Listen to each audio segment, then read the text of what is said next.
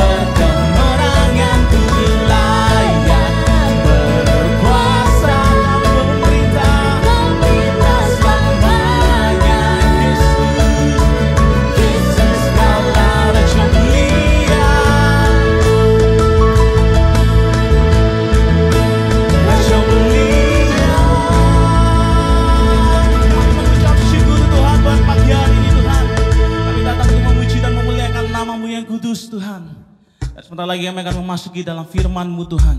Dan siapkan hati kami Tuhan. Semampulah penyelamat hidup kami Tuhan. Dan inilah hidup kami Tuhan. Kami serahkan penuh kepada Engkau Tuhan. Karena Engkau yang layak disembah Tuhan.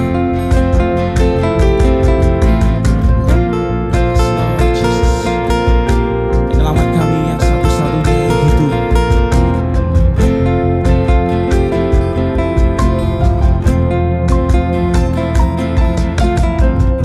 Inilah hidupku.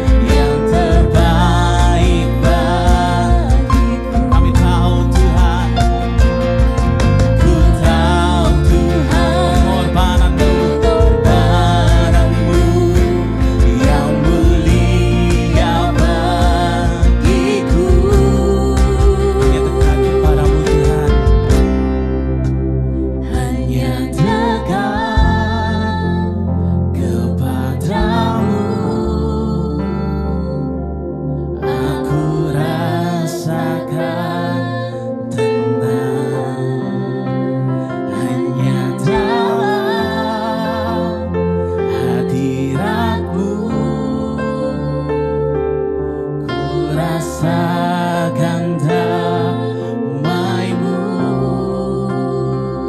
Yes, Lord. Kami rasakan damai-Mu yang kudus Tuhan di dalam hidup kami Tuhan. Penyertaan-Mu di dalam hidup kami Tuhan. Inilah hidup kami Tuhan.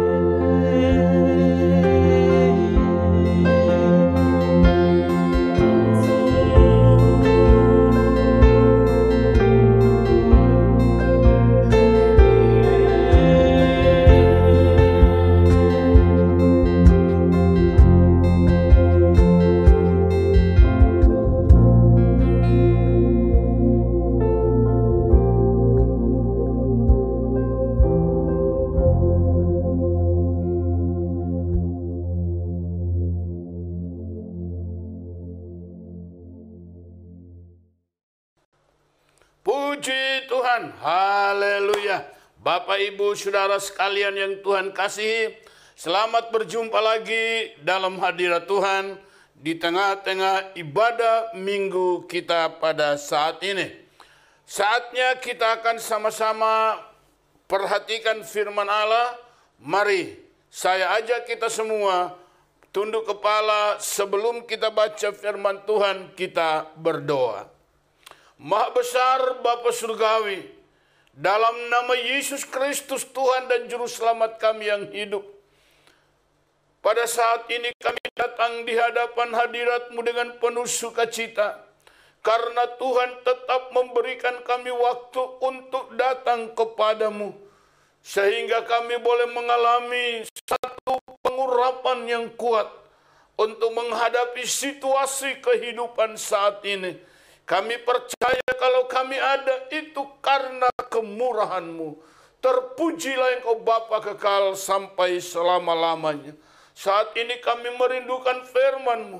Berfirmanlah ya Tuhan, karena kami sudah sedia mendengar dan melakukan dalam hidup kami sekarang sampai kami jumpa dengan Tuhan dalam kemuliaan yang besar. Dalam nama Tuhan Yesus Kristus, kami sambut firman-Mu ya Bapa dengan penuh sukacita. Haleluya.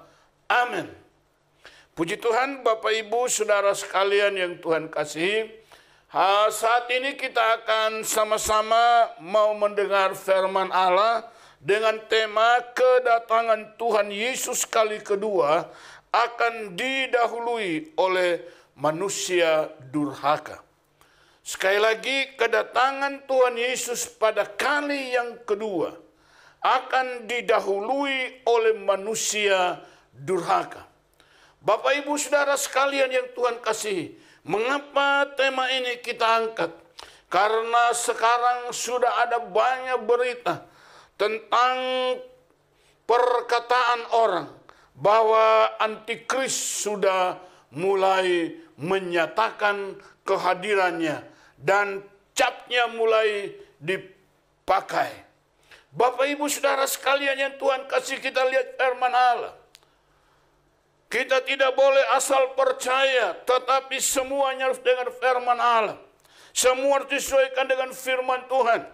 Apalagi sekarang, saatnya di mana semua rakyat akan divaksin. Dan semua orang selalu bertanya, banyak orang yang bertanya-tanya tentang vaksin ini. Apakah jangan-jangan ini antikris punya pekerjaan? Saudaraku, dan banyak orang menjadi bingung. Banyak orang menjadi ragu-ragu. Mengapa? Karena takut jangan-jangan ini antikris punya pekerjaan. Saya katakan ini bukanlah waktunya. Antikris belum sampai kepada waktunya. Kita akan lihat firman Allah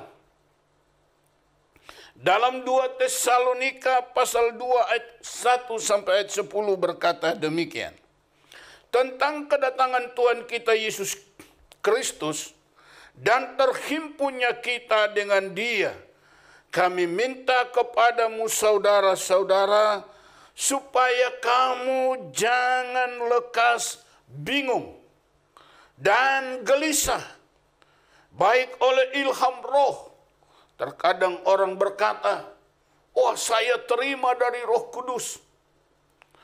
Tuhan kasih tahu bahwa antikris sudah mulai berkuasa dan mulai memberikan cap 666. Bapak Ibu Saudara sekalian yang Tuhan kasih, kita lihat firman Allah berkata jangan bingung, jangan gelisah, baik oleh ilham roh. Orang berkata Tuhan sudah beritahu kepada kami, seperti peristiwa Balai Endah. Mereka berkata, oh, Tuhan sudah mau datang di Balai Endah. Lalu mereka berkumpul di daerah Bandung di sana. Bapak Ibu Saudara sekalian, ratusan orang berkumpul. Mereka menantikan kedatangan Tuhan. Dan apa yang terjadi? Hanya bikin malu saja. Bukan kedatangan Tuhan yang nyata, tetapi truk dari kepolisian yang mengangkat mereka ke kantor polisi. Bapak Ibu Saudara sekalian, karena itu saudaraku, kita tidak boleh bingung. Kita baca terus ayat ini. Baik oleh ilham roh maupun oleh pemberitaan atau surat yang dikatakan dari kami, seolah-olah hari Tuhan telah tiba. Jangan kamu memberi dirimu disesatkan. Jangan kamu memberi dirimu disesatkan orang dengan cara yang bagaimanapun juga. Sebab sebelum hari itu haruslah datang dahulu murtad. Dan haruslah dinyatakan dahulu manusia durhaka yang harus binasa. Kedatangan Tuhan itu didahului oleh antikris memang. Bapak Ibu Saudara sekalian yang Tuhan kasih. Dan mulai kapankah antikris itu berkuasa? Karena firman Allah berkata begini. Yaitu lawan yang meninggikan diri di atas segala yang disebut atau yang disembah sebagai Allah. Bahkan ia duduk di bait Allah dan mau menyatakan diri sebagai Allah. Inilah antikris. Tidakkah kamu ingat bahwa hal itu telah kerap kali kukatakan kepadamu? Ini kata Paulus. Ketika aku masih bersama-sama dengan kamu. Dan sekarang kamu tahu apa yang menahan dia. Sehingga ia baru akan menyatakan diri pada waktu yang telah ditentukan baginya. Tuhan yang memegang waktu. Tuhan yang menetapkan waktu untuk antikris. Bapak Ibu Saudara sekalian, kapankah waktu itu? Ayat 7. Karena secara rahasia kedurhakaan telah mulai bekerja. Kedurhakaan rohnya mulai bekerja. Tetapi sekarang masih ada yang menahan.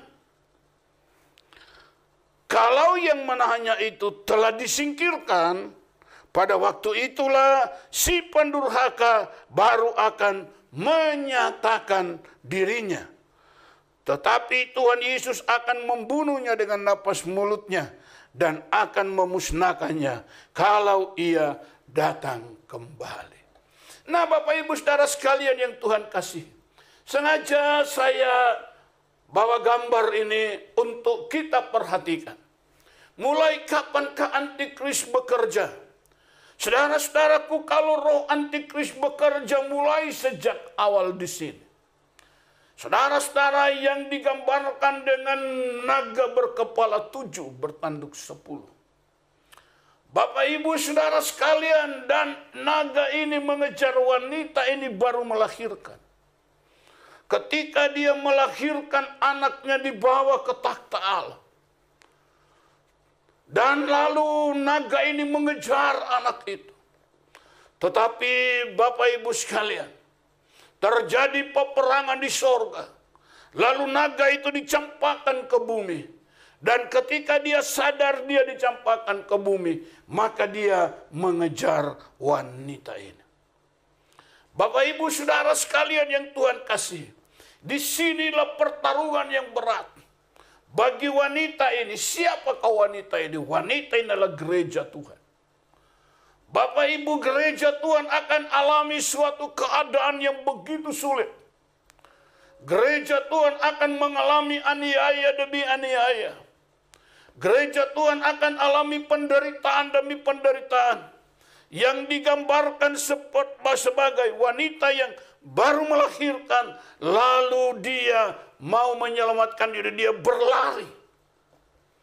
Itu dengan sekuat tenaganya. Saudara Bapak Ibu sekalian, dengan susah payah dia terus berlari untuk menyelamatkan dirinya. Saudara Bapak Ibu sekalian yang Tuhan kasih, dan pada waktu di tengah-tengah sudah tidak berdaya, saudara, firman Allah berkata bahwa penderitaan itu akan menyempurnakan iman kita. Oleh karena itu apabila Bapak Ibu alami tantangan dalam iman, mengalami tantangan dalam hidup ini, saya katakan tetaplah setia. Jangan tawar hati kepada Tuhan. Jangan menjadi lemah, apalagi meninggalkan Tuhan. Tetap setia, pertahankan iman. Sebab firman Allah berkata, mereka yang setia sampai pada akhirnya, itu akan selamat. Nah, kita lihat wanita ini, dia berjuang terus. Dia tidak menyerah. Kalau dia menyerah, dia akan dikuasai oleh naga itu. Demikianlah perjalanan gereja Tuhan di akhir zaman ini. Peperangan demi peperangan iman kita hadapi.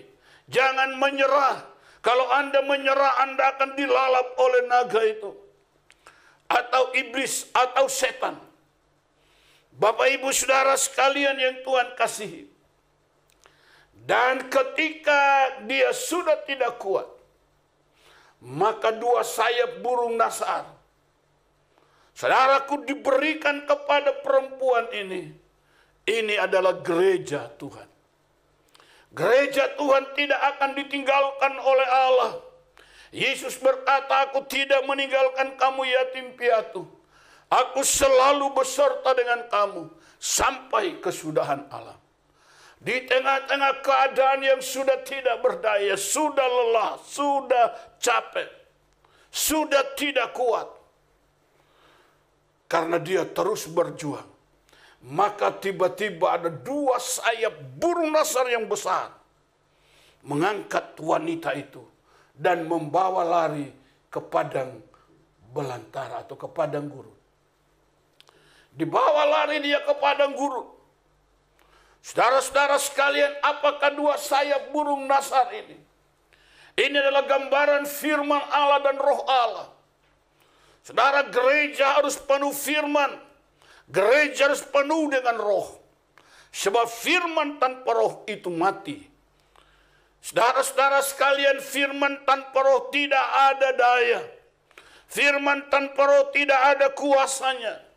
Firman tanpa roh tidak hidup. Oleh karena itu firman dan roh itu harus bersama-sama. Dan firman dan roh itulah yang akan membawa gereja kepada kesempurnaannya.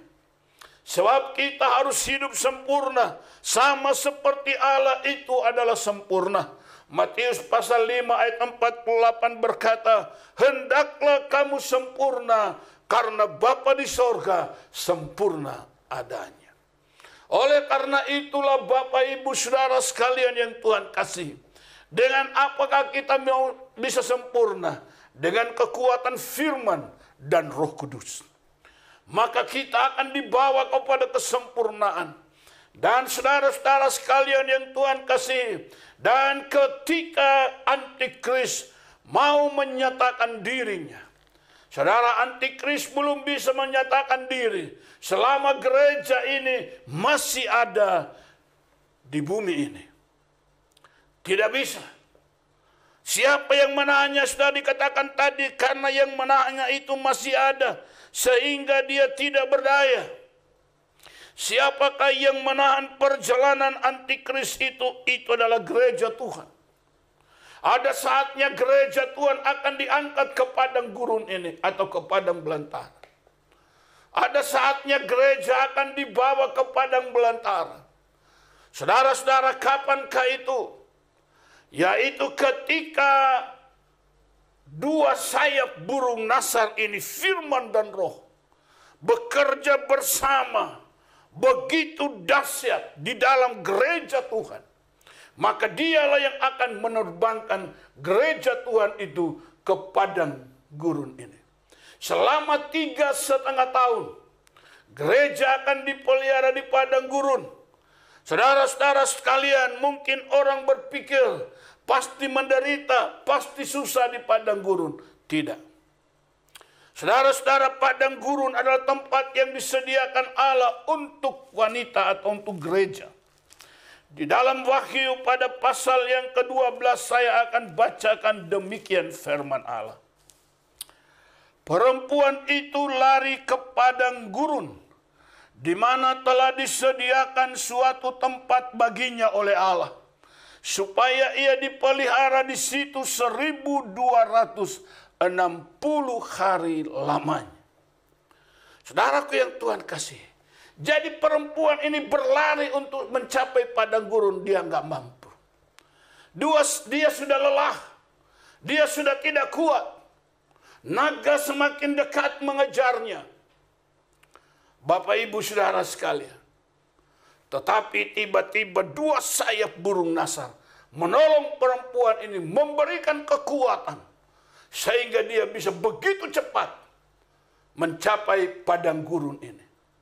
Saudara-saudara sekalian yang Tuhan kasihi, ketika perempuan atau gereja ini sampai di padang gurun, barulah antikris bisa menyatakan dirinya. Firman Allah yang kita baca tadi, antikris baru bisa menyatakan diri kalau yang menahannya itu sudah disingkirkan. Di manakah yang menahan itu disingkirkan? Yaitu ada di sini. Saudara-saudara sekalian, ketika gereja itu disingkirkan ke padang gurun, maka antikris dilantik. Selama gereja masih ada, saudara-saudara, di bumi ini, padang gurun juga di bumi, tapi tempatnya berbeda. Saudaraku, selama gereja itu masih ada, belum disingkirkan ke padang gurun, atau belum diangkat ke padang gurun, maka antikris nggak bisa menyatakan diri.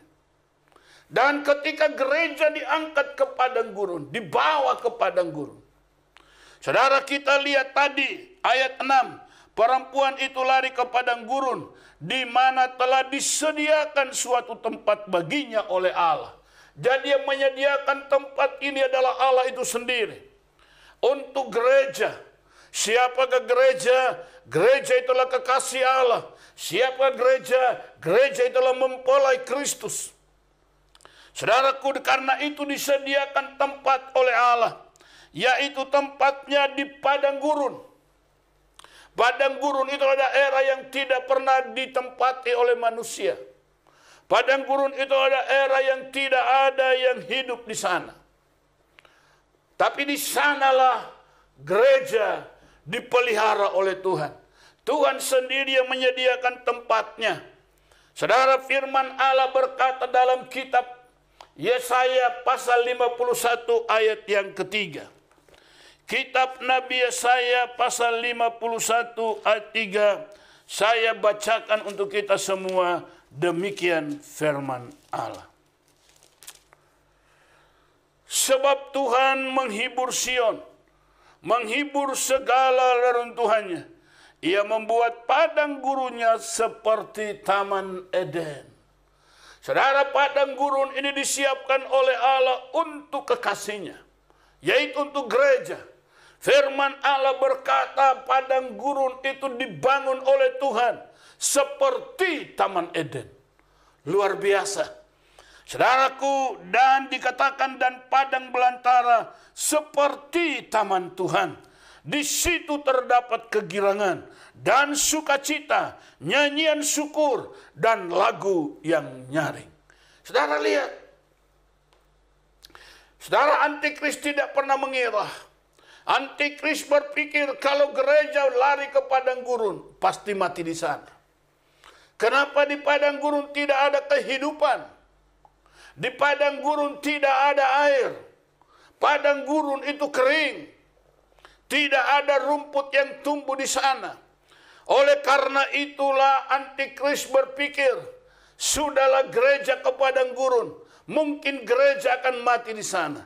Tetapi dia tidak mengerti bahwa padang gurun sudah dibangun oleh Allah. Menjadi Taman Eden. Bahkan seperti taman Tuhan. Itulah padang gurun. Yang menjadi begitu indah. Sehingga dikatakan di sana terdapat kegirangan dan sukacita. Ada sukacita besar di padang gurun. Saudara-saudara sekalian yang Tuhan kasih, dan nyanyian syukur dan lagu yang nyaring. Di sini ada membahana sukacita yang luar biasa karena gereja telah aman di sini. Saudaraku, dia lari, dia dibawa, dia diasingkan jauh dari mata ular itu. Dalam Injil, dalam kitab Wahyu pada pasal yang ke-12 tadi, saya bacakan firman Allah berkata demikian, ayat 13 dan ayat 14. Kepada perempuan itu diberikan 2 sayap dari burung nasar yang besar, supaya ia terbang ke tempatnya di padang gurun, di mana ia dipelihara jauh dari tempat ular itu, selama 1 masa, dan 2 masa, dan setengah masa. 3,5 masa atau 3,5 tahun. Gereja dipelihara di padang gurun. Tetapi padang gurun yang sudah dibangun oleh Allah, seperti Taman Eden, seperti Taman Tuhan. Di sini penuh kegirangan, penuh sukacita, penuh nyanyian syukur. Sejak kapankah padang gurun ini dibangun oleh Allah, dikuasai oleh Allah? Yaitu kalau saudara ingat Yesus, setelah dibaptis dia dibawa lari ke padang gurun oleh Roh Kudus. Untuk apakah isi padang gurun? Di sana terjadi peperangan yang dahsyat. Saudaraku, iblis menyamar seperti ular, datang kepada Yesus. Lalu dia berkata, Yesus lagi puasa 40 hari. Kalau engkau anak Allah, jadikan batu jadi roti. Yesus berkata, manusia hidup bukan hanya dari roti saja, tapi dari firman yang keluar dari mulut Allah. Lalu dia dibawa lagi, disuruh melihat keindahan dunia. Kalau engkau sujud menyembah aku, semua akan kuberikan kepadamu. Saudaraku, 3 pencobaan. Saudaraku, yang ketiganya dia dibawa ke bumbungan bait Allah. Kalau engkau menjatuhkan dirimu dari sini ke bawah, maka Allah akan menyuruh malaikat menjaga engkau supaya kakimu tidak terantuk kepada batu. Saudara-saudara sekalian, pada waktu iblis berkata, kalau engkau sujud menyembah aku, semua aku berikan kepadamu. Dunia yang kelihatan begitu indah. Saudara lihat, setan adalah memperalat dunia ini untuk menjatuhkan anak-anak Tuhan dalam dosa. Tetapi Yesus berkata, manusia hidup bukan hanya dari roti, tapi juga dari firman yang keluar dari mulut Allah. Ketika setan berkata, engkau sujud menyembah aku, semua akan diberikan, dia dihardik oleh Tuhan. Saudara, dan Yesus berkata, engkau yang harus menyembah Allah Tuhan. Lalu iblis mundur. Iblis ngalah dalam peperangan di padang gurun. Dan sejak itulah padang gurun dikuasai oleh Allah. Saudara, dan dia dibangun oleh Tuhan menjadi Taman Firdaus. Seperti Taman Firdaus. Dia dibangun menjadi seperti Taman Allah. Yang penuh dengan sukacita, kegirangan, dan ucapan syukur. Saudaraku yang Tuhan kasihi, itulah tempat dari kekasih Tuhan. Kalau kita lihat dalam kitab Ester pasal 2 ayat 9 sampai 12. Kitab Ester pada pasal yang kedua. Kita akan membaca ayat yang ke-9. Bapak, Ibu, Saudara sekalian yang Tuhan kasihi,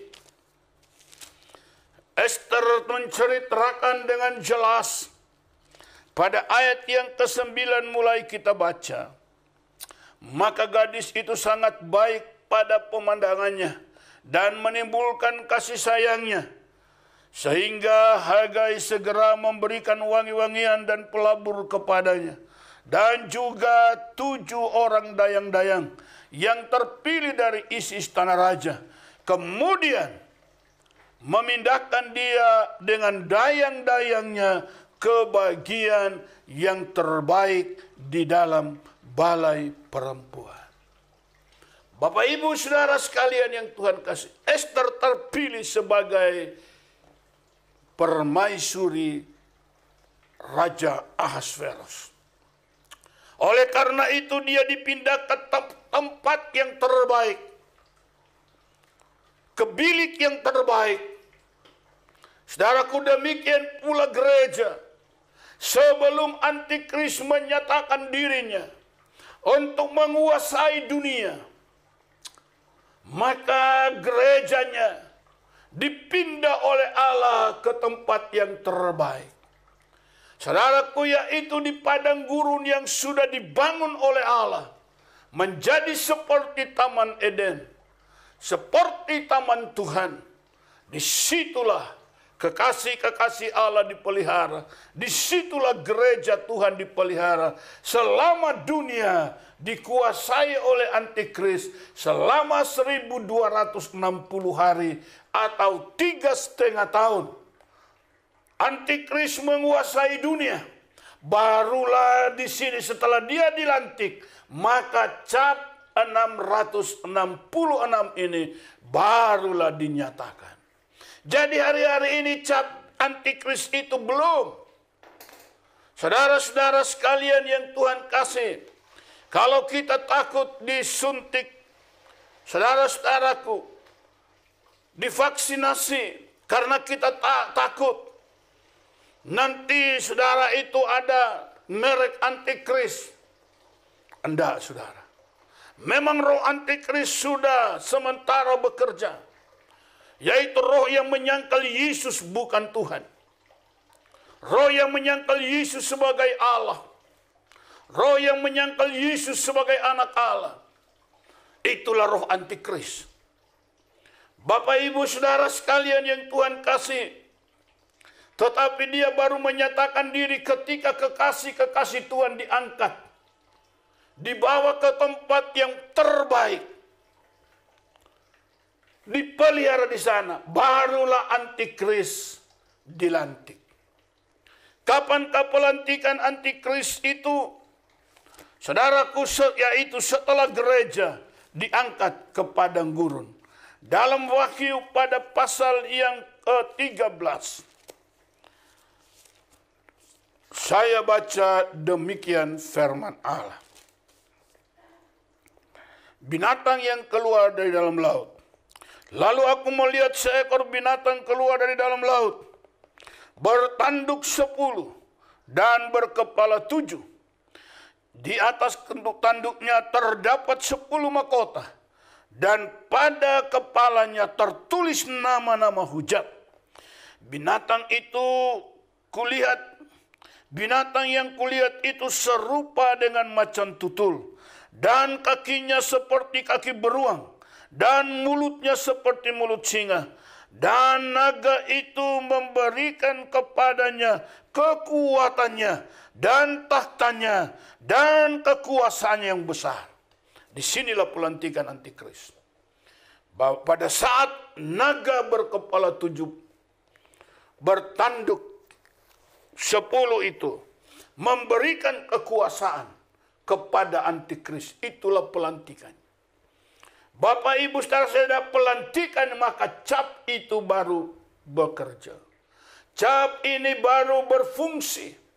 Sebelum pelantikan antikris, cap itu tidak berfungsi.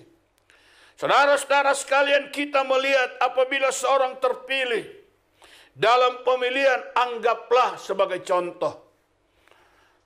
Seorang terpilih sebagai gubernur. Tetapi kalau dia belum dilantik, dia belum bisa berkuasa. Dia nanti berkuasa kalau dia dilantik. Demikian antikris mulai awalnya sudah bekerja. Tetapi dia belum bisa menyatakan kekuasaannya. Mengapa? Karena dia belum dilantik. Bapak Ibu Saudara sekalian, nanti di Wahyu pasal 13 inilah baru antikris dilantik. Inilah pelantikan antikris. Nah, Bapak Ibu Saudara sekalian yang Tuhan kasih, setelah antikris dilantik, dunia dikuasainya. Firman Allah berkata seluruh dunia mengikuti antikris. Tetapi gereja Tuhan yang hidup di dalam firman dan roh Allah, yang digambarkan dengan 2 sayap burung nasar. Dia dibawa ke bilik yang terbaik, yaitu di padang gurun, jauh dari antikris, tidak bisa dijamah oleh antikris. Padang gurun daerah kekuasaan Allah. Antikris tidak bisa masuk, iblis tidak bisa masuk, karena itulah daerah kekuasaan Allah. Bapak ibu saudara sekalian yang Tuhan kasih, saudaraku, selama 3,5 tahun gereja di sini didandani oleh Tuhan untuk masuk di pesta kawin anak domba Allah. Bapak ibu sekalian yang Tuhan kasih, 3,5 tahun seperti Esther masuk di bilik perempuan yang terbaik. Disitulah Esther didandani. Dia pakai minyak wangi, dia mandi dengan minyak wangi. Selama 1 tahun Esther didandani. Baru dia boleh menghadap raja Ahasveros. Demikian pun gereja didandani oleh Allah. Saudara-saudara sekalian, selama 3,5 tahun, barulah saudaraku yang Tuhan kasih, dia terangkat dalam pertemuan di udara. Ini hal yang sangat luar biasa. Bapak ibu saudara sekalian yang Tuhan kasih, 3,5 tahun dipersiapkan gereja untuk masuk dalam undangan Allah. Saudara-saudara sekalian, surat undangan Allah sudah diberikan kepada kita, yaitu firman dan roh. Saudara-saudara sekalian yang Tuhan kasih, firman itu adalah surat undangannya, dan roh itu adalah meterai undangan itu. Saudaraku yang Tuhan kasih, siapa yang memiliki surat undangan yang dimeteraikan, itu yang layak masuk di pesta kawin anak domba Allah. Layak akan datang kepada undangan pesta. Apabila hari itu tiba, saudara-saudara sekalian, undangan itu harus diingatkan. Maka sudah seorang malaikat meniup sangkakalanya. Maka firman Allah berkata, semua orang terangkat dalam kemuliaan Tuhan. Saudara-saudara sekalian yang Tuhan kasih, mereka mengikuti pesta di udara. Yang kita tahu dalam Tesalonika, pertemuan di udara. Pertemuan di udara ini adalah pesta kawin anak domba Allah. Saudara-saudara sekalian yang Tuhan kasih, hanya orang yang memiliki surat undangan yang dimeteraikan. Sekali lagi saya katakan, surat undangan adalah firman, dan meterai itulah Roh Kudus. Dan setiap orang yang sudah punya firman dan sudah ada Roh Kudus, Anda adalah orang-orang yang diundang oleh Allah untuk datang ke pesta yang mulia itu. Nah, Bapak Ibu Saudara sekalian, oleh karena itu saat ini saya ingin tegaskan, jangan ada seorang pun di antara kita bingung. Firman Allah berkata, jangan kamu dibingungkan, jangan kamu gelisah. Walaupun orang berkata itu kata roh, tetapi saudara-saudara sekalian, kedatangan Tuhan itu, saudara-saudaraku, itu jelas dilihat oleh semua mata. Dan dia akan didahului oleh orang durhaka. Saudara-saudara sekalian yang Tuhan kasihi, ketika gereja disingkirkan, barulah ayat 9 dalam 1 Tesalonika pasal 2 tadi saya bacakan. Mulai ayat 8. Pada waktu itulah si durhaka baru akan menyatakan dirinya ketika gereja disingkirkan. Tetapi Tuhan Yesus akan membunuhnya dengan nafas mulutnya dan akan memusnahkannya kalau ia datang kalau ia datang kembali. Saudaraku yang Tuhan kasihi, setelah pertemuan di udara, maka Yesus bersama dengan bala tentara sorga, mereka mengendarai kuda putih, lalu turun, masuk dalam perang Harmagedon. Nah, Bapak Ibu Saudara sekalian, saya tidak melebar ke perang Harmagedon, tetapi ayat 9 kita baca, kedatangan si durhaka itu adalah pekerjaan iblis. Saudara perhatikan kedatangan si durhaka adalah pekerjaan iblis. Pekerjaan iblis kelihatannya baik tapi itu palsu. Pekerjaan iblis kelihatannya menarik tetapi itu membinasakan. Hati-hati Bapak Ibu sekalian. Anda harus kuat di dalam iman harap kepada Tuhan. Jangan pernah bergeser dari iman. Saudara-saudara sekalian, karena kedatangan si pendurhaka, namanya saja sudah si pendurhaka. Saudara, kelihatannya dia baik, kelihatannya lembut, tetapi dengan kelembutannya itu kita bisa digiring kepada kejahatan untuk melakukan dosa. Apabila Anda melihat hal-hal seperti itu, ingatlah kata Paulus, aku sudah berkali-kali mengingatkan kamu, agar kamu jangan bingung dengan hal-hal yang demikian. Karena si pendurhaka itu datangnya seperti malah kedatangan si durhaka itu adalah pekerjaan iblis. Dan akan disertai rupa-rupa perbuatan ajaib. Tanda-tanda dan mujizat-mujizat palsu. Bapak Ibu Saudara sekalian, setan pun akan mengadakan mujizat-mujizat. Tetapi dia akan menyondongkan hati umat untuk masuk kepada kebinasaan. Tetapi mujizat sejati dari Allah itu akan membawa orang kepada pertobatan. Mujizat yang benar adalah membawa orang kepada Allah. Membawa orang menerima Yesus sebagai Tuhan dan Juru Selamat. Tetapi kalau mujizat-mujizat yang menyondongkan hati manusia kepada kejahatan, kepada perbuatan dosa, menjauh dari Tuhan. Hati-hati Bapak Ibu sekalian, itu pekerjaan si pendurhaka. Itulah mujizat-mujizat palsu. Saudara, 3,5 tahun antikris diwarnai dengan mujizat-mujizat palsu. Oleh karena itu dia banyak mempengaruhi manusia. Banyak orang ikut kepadanya.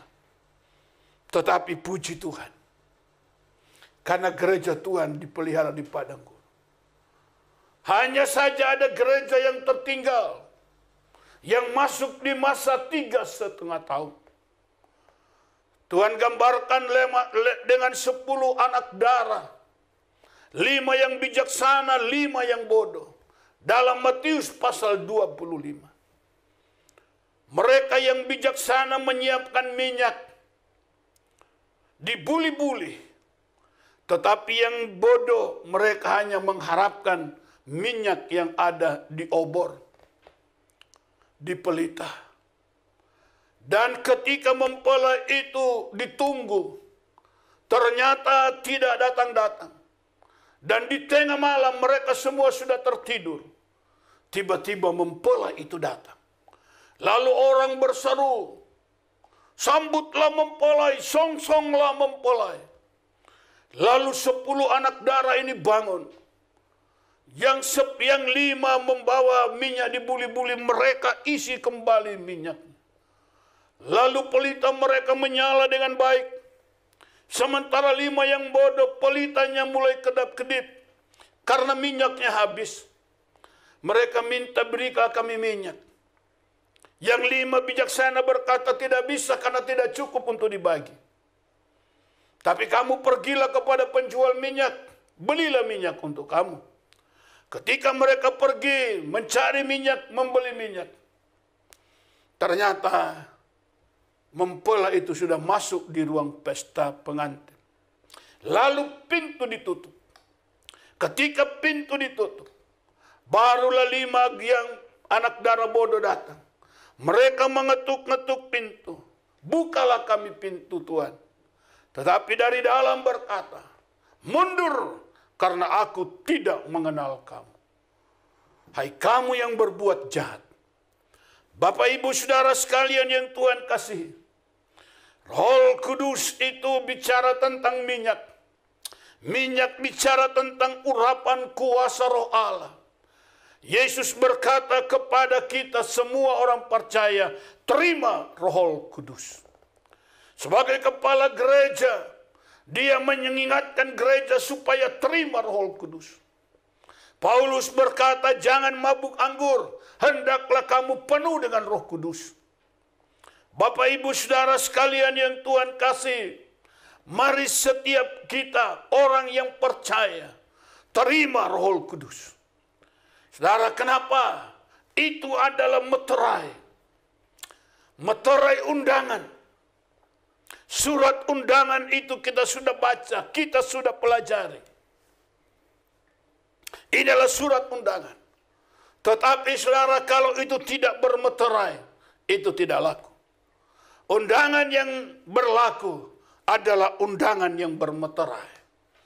Bapak Ibu Saudara sekalian yang Tuhan kasih, firman Allah berkata jelas, firman tanpa roh itu mati.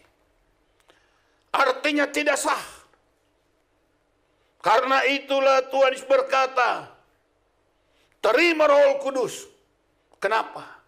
Supaya semua kita benar-benar akan terangkat di udara, mengikuti pertemuan di udara.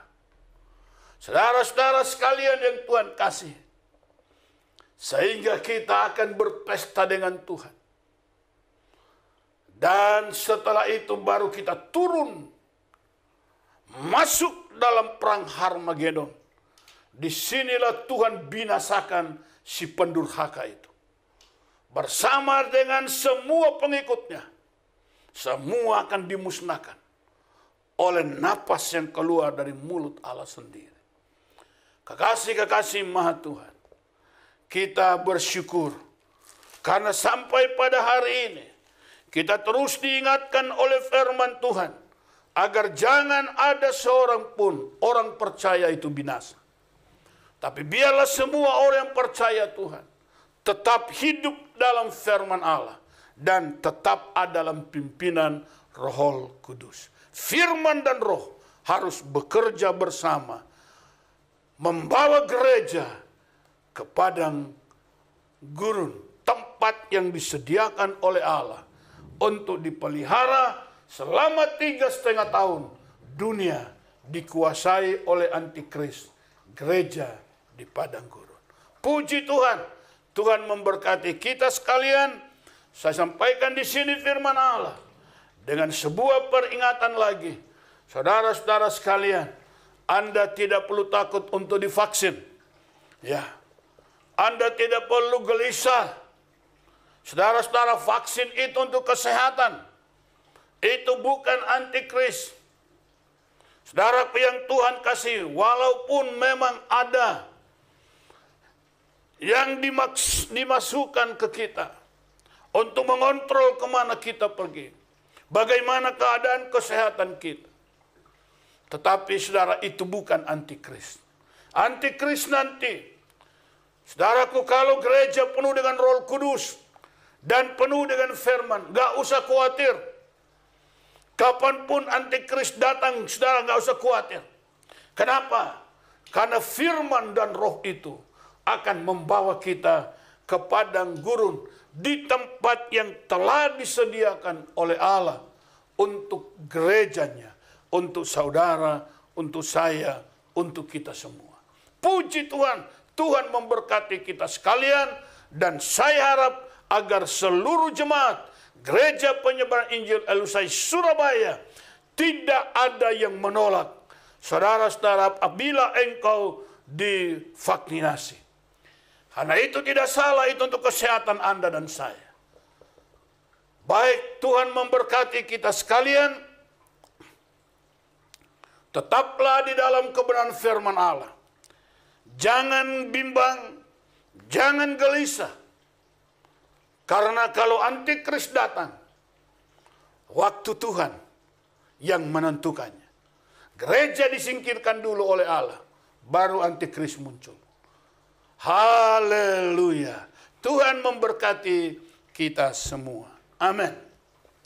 Puji Tuhan, Bapak Ibu Saudara sekalian yang Tuhan kasih, saatnya kita akan masuk dalam perjamuan kudus. Maka saya undang Bapak Ibu sekalian, ambillah perjamuan saudara. Siapkan dengan baik agar kita bisa bersama dengan tenang mengikuti perjamuan kudus. Mari angkat roti di tangan kanan kita, kita berdoa. Maha besar Bapa di sorga, dalam nama Yesus Tuhan dan Juru Selamat kami yang hidup, terima kasih buat firman-Mu pada saat ini. Kami mau mengerti bahwa sebelum gereja diangkat oleh Tuhan ke padang gurun, maka antikris belum bisa menyatakan dirinya. Karena dia belum bisa dilantik, sementara gereja masih di bumi ini. Sebelum gereja masuk di padang belantara, antikris belum bisa menyatakan diri. Bapa terima kasih. Sekarang kami masuk dalam perjamuan kudus. Biarlah sucikan kami semua, ampuni segala salah dan dosa kami. Layakan kami untuk menerima perjamuan kudus ini Bapa. Terpuji nama-Mu kekal sampai selama-lamanya. Dalam nama Tuhan Yesus Kristus, kami terima perjamuan ini. Baik Bapak Ibu Saudara sekalian, bersama-sama kita hayati firman Allah yang berkata, ketika mereka makan, Yesus mengambil roti, memecah-mecahkannya, lalu memberikannya kepada murid-muridnya dan berkata, ambillah dan makanlah, inilah tubuhku. Mari kita makan bersama seiman di dalam nama Tuhan Yesus Kristus.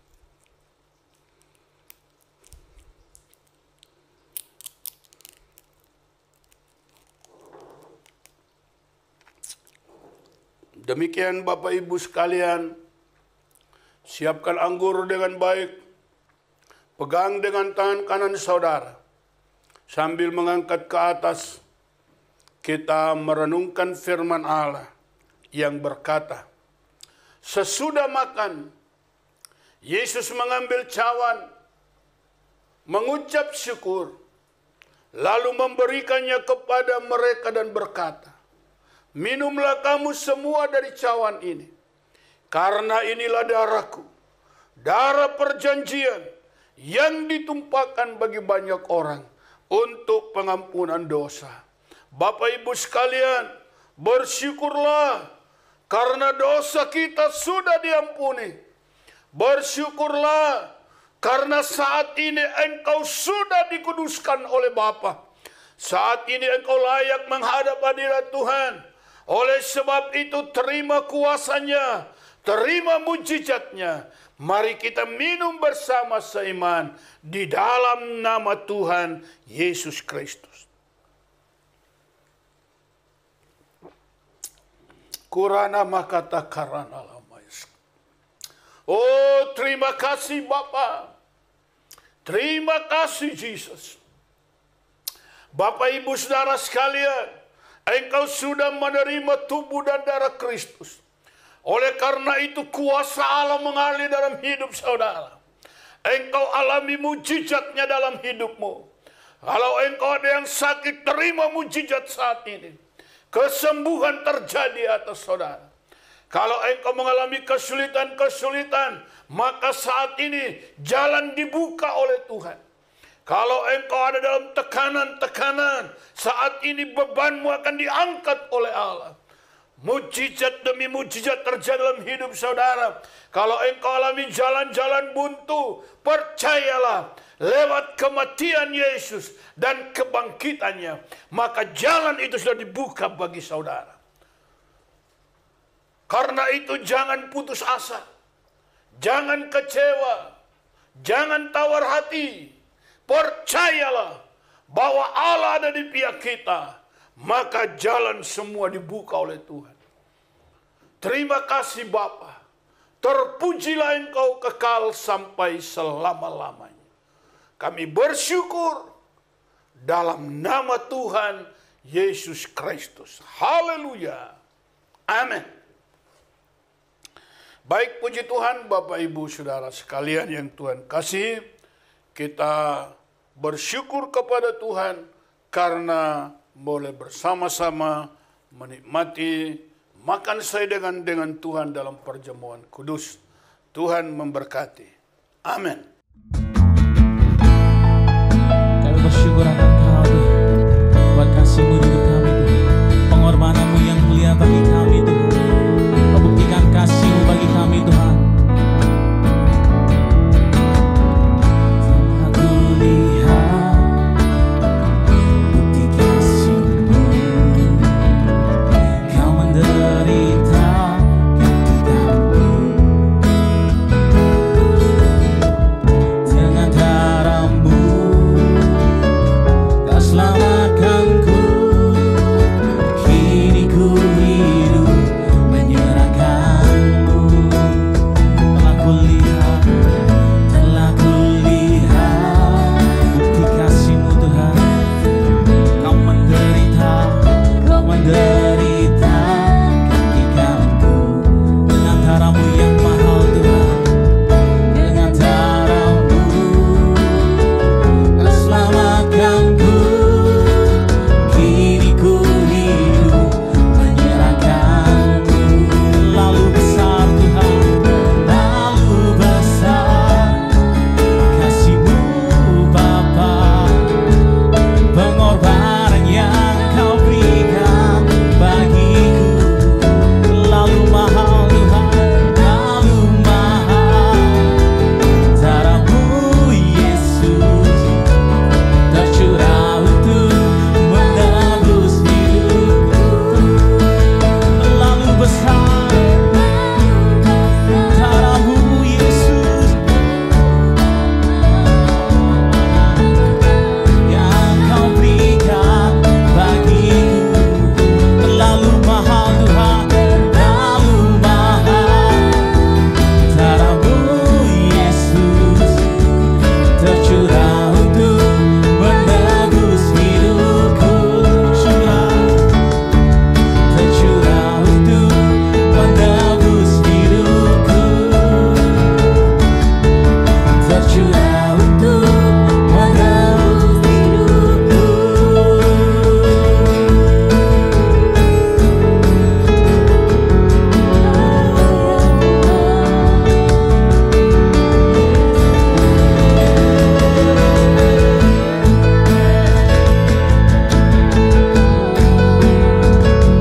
Pengorbanan-Mu yang mulia Tuhan.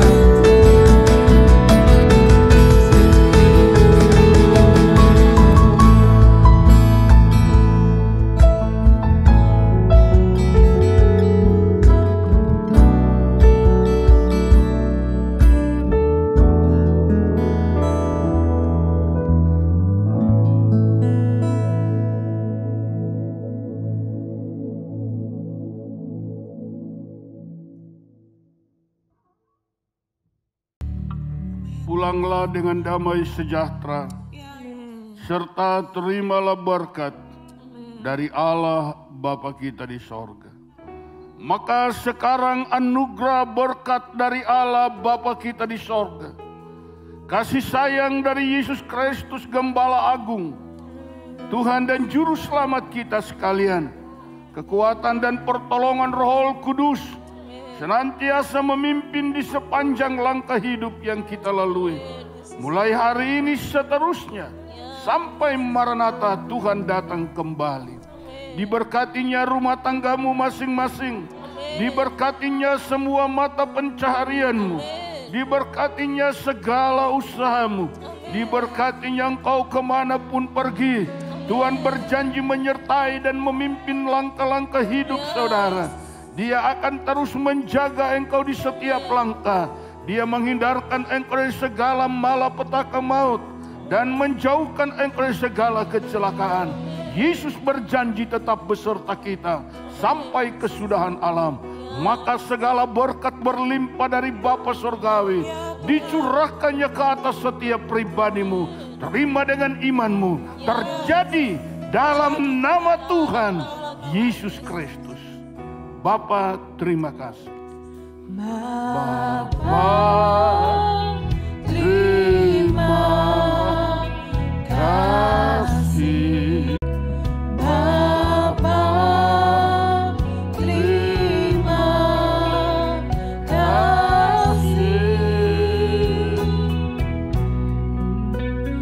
Bapa di dalam surga, ku berterima kasih.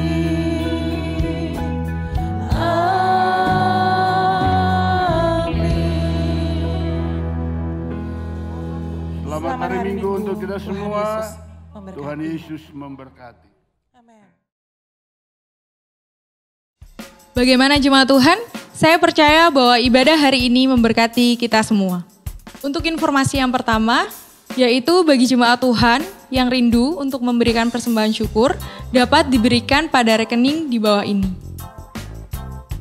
Dan bagi jemaat Tuhan yang rindu untuk memberikan persembahan persepuluhan, dapat diberikan pada rekening di bawah ini.